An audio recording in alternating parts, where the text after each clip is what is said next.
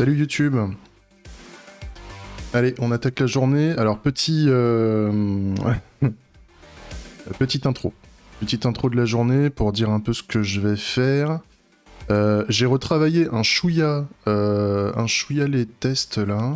Qu'est-ce que j'ai fait de beau? Ouais, j'ai amélioré... Voilà, j'ai amélioré que dalle. Ouais.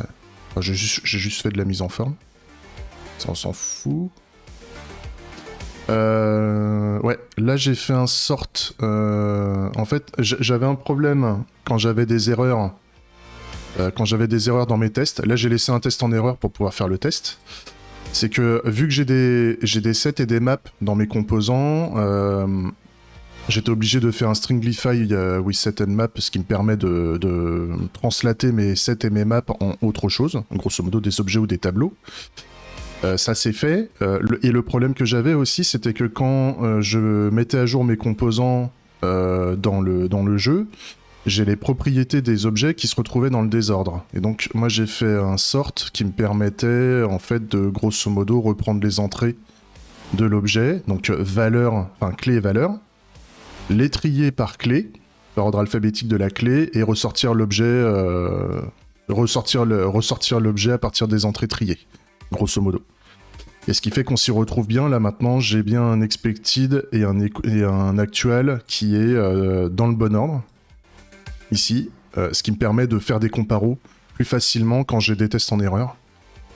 Ça c'est pour m'aider à comprendre pourquoi le test ne marche pas, où est-ce que j'en suis et tout ça. Ça c'est plutôt cool, parce qu'à la base un objet n'est pas trié par ses propriétés, de ce que j'ai compris. Et donc là, j'avais juste un test en erreur. C'est où? C'est où que j'avais fait le truc? Et où? C'est quelle ligne que j'ai modifiée? C'est la 55. Ouais, ok, c'est là. De toute façon... Et le truc que j'ai oublié de vous montrer la dernière fois, je vais quand même le faire, hein, parce que j'ai pas touché. J'ai pas touché le code depuis, à part faire mes 3 caca là, ici, là, mes 3 mises en forme. Le truc que je voulais vous montrer quand même, c'est que je peux faire le build. Déjà, le build passe aux dernières nouvelles.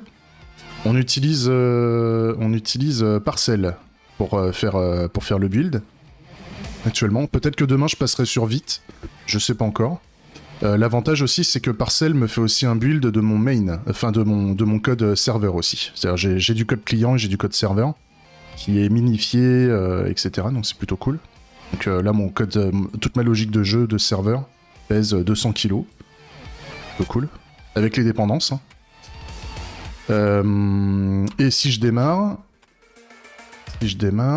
derrière... Paf.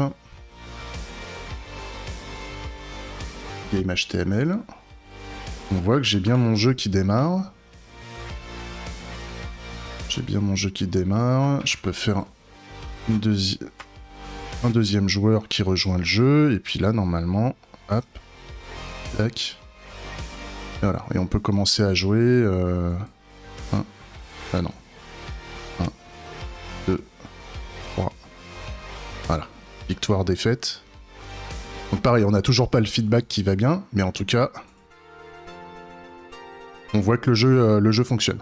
C'est plutôt cool. Ok. Donc, ce que j'ai prévu de faire aujourd'hui, on va faire une première action qui est de faire du curing de nos tests, là, ici. Donc ça devrait pas prendre trop de temps, mais grosso modo, améliorer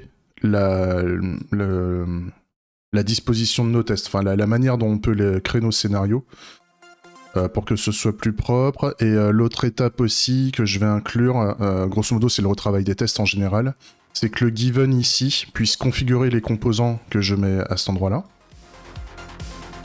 Quoique, est-ce que avant ça, je vais pas retravailler mon système d'entité? Si, ça sera peut-être mieux. Si, je vais faire ça. Donc...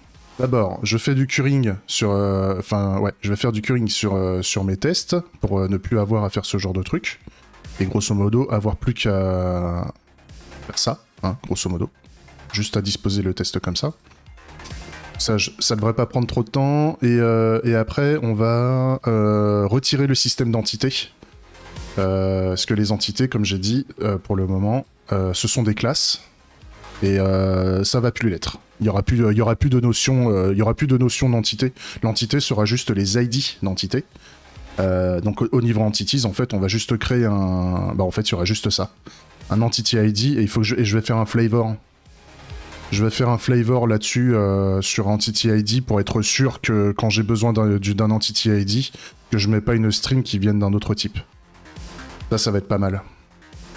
On fait ça, et donc derrière, on va faire en sorte que le given component affecte bien les composants dans le repo.